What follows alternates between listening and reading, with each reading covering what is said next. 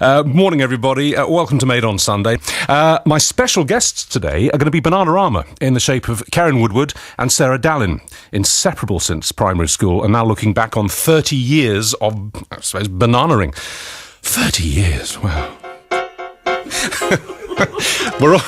We're all jiving away to that, and the studio just collapsed because I was doing drums one side of the microphone and Bananarama were doing the same on the other, and everything just fell over. Isn't that what they used to call an angle poised lamp? That was once an angle poised lamp. This is the green light that tells me when I'm on.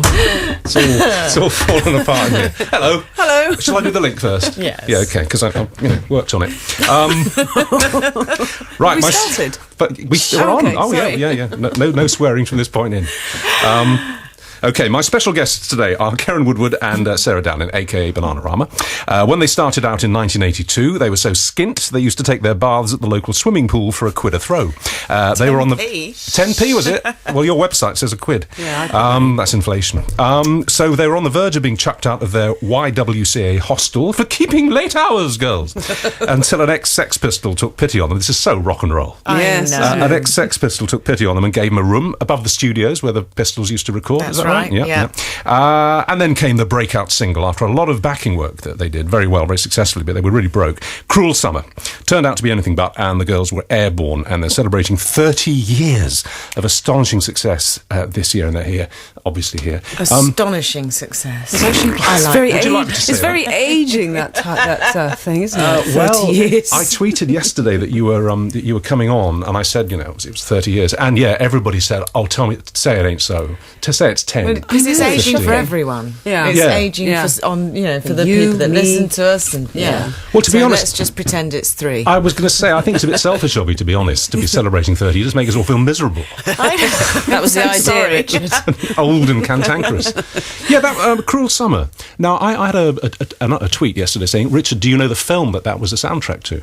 Yes. And I don't. What was The it? Karate Kid. Was it? Which was massive in America, and the producer of the film just heard it while he was driving down the freeway, played on some indie label indie radio station out there, Right. and he thought that will be great for the film. So that was a huge. I mean, it was our first top 10 in the States. That was a great thing for us to have that happen. What a break. Yeah, You need absolutely. that luck, don't you? Absolutely, because You that's do. such a huge place. How would you ever go there would you and break tour it? as a new band? Well, I we mean, had been difficult. over and done a couple Yeah. of sort of promo trips, and nothing had really happened. And then we stayed away and had a huge hit. So maybe we shouldn't go back. Stayed at the away end of again the as a number one.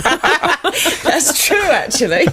You're going back, are you, this year? Yes, we're going to Yes. tour in October. October for a month. And are you as huge there as you are here and in other countries? I mean, is there no differential between your... We were at the time back in the 80s, but obviously we've done bits and pieces there, but we haven't toured since 1989. So With a band. Yeah, we with haven't a band. toured with a band I see. out in the States since 1989. Wow, So how does that make you feel? it's a bit of a break. Oh, I love it though. I love it because you never really got the chance to do stuff with the band back in the day. I mean, we did that one world tour, but we were always, it was club dates or TVs. So actually, to do it with the band and feel like a proper rock and roll person, Yeah. is We great. very rarely do shows like we used to with sort of PAs and backing tracks and stuff now. We tend to prefer using our own musicians. Right.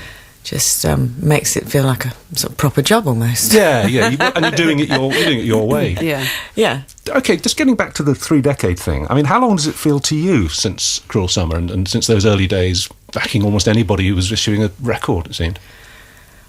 I can't believe how it's gone so quickly. I mean, I just can't believe that 30 years have gone by. I mean, I barely feel like I'm 30 most of the time. I certainly don't act it. Yeah. So I can't actually imagine that I've actually been working for 30 years. I remember Julie and I saw you at we've met several times over the years, and we've interviewed you obviously, but we were at some, I think it was the National Television Awards, something like that, and we were leaving, getting an early night, because of this morning the next day, and you were there looking, I have to say, as you do look today, you look great. You guys Thank are you. not aging at all. Thank you. Seriously, you look extraordinary, and you've just come from an all-night rave or something? Bit of a late night at an 80s fancy dress party in Where? Essex. Which part of Essex? I'm from Essex. It was Stapleford Abbots way. Oh, right, yeah. I go out there a lot because there's a hospice out there that I'm sort of... No, it was in a marquee, and by the end of it, it was torrential, and we went back to drop some stuff off this morning, and it was about to flood the house. So how much kip have you had then? I wasn't there. I went out for dinner with Bruno Tonioli in Belsize Park. I don't know. I went to bed at about 3, half 3. Well, it must be in the genes. Do you have you inherited? It's practice. I have a very Takes a beautiful lot mother. of practice. No, that's joking aside. That's Yes. interesting. Your mother's Very beautiful. looks good, does she, for her age? So slim. What, yes, your your mum? mum is, so Long slim. legs. I didn't get any of that.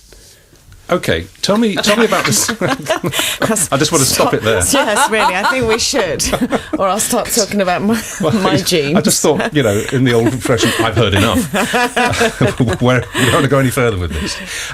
Listen, tell me about this amazing thing you're doing at Hyde Park. I mean, possibly in preparation for America this week. It's on Wednesday, isn't it? Yes, Yes. it's the Hit Factory, Stock Aitken and Waterman, all the bands from the 80s that recorded with them. Right. Yeah, really exciting Yeah, to we're all do Hyde doing. Park. I mean, I think they've got quite a lot of people. They're doing it in sections. We're doing a section with Rick Astley and Jason Donovan Right. with a sort of band. Well, being slightly idle, I've actually made a list. It steps, as you say, Rick Astley, Jason Donovan, you, and Dead or Alive with Pete Burns. Yeah, I didn't know Yeah. they were. Yeah? Yeah. And Yeah, I think yeah, Sunita and Pepsi and Shirley. I think there's And a Kylie's whole doing a bunch duet of with people. Okay, Yes. but the thing is, a lot of them, not all of them, I would class as manufactured bands. Put together, written for. Just went out and read the words.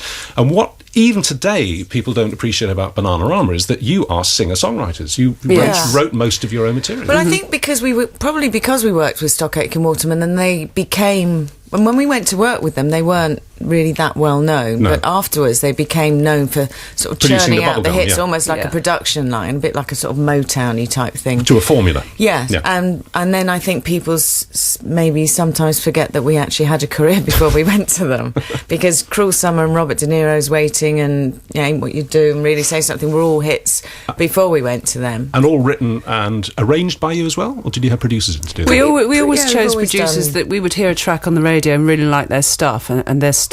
So it was a collaboration, but I think we chose our producers really well. You have a really distinctive sound. Straight away you're listening to a Bananarama record. It's kind of almost throwaway, isn't it? Mm-hmm. It's Yeah. almost as if you don't care.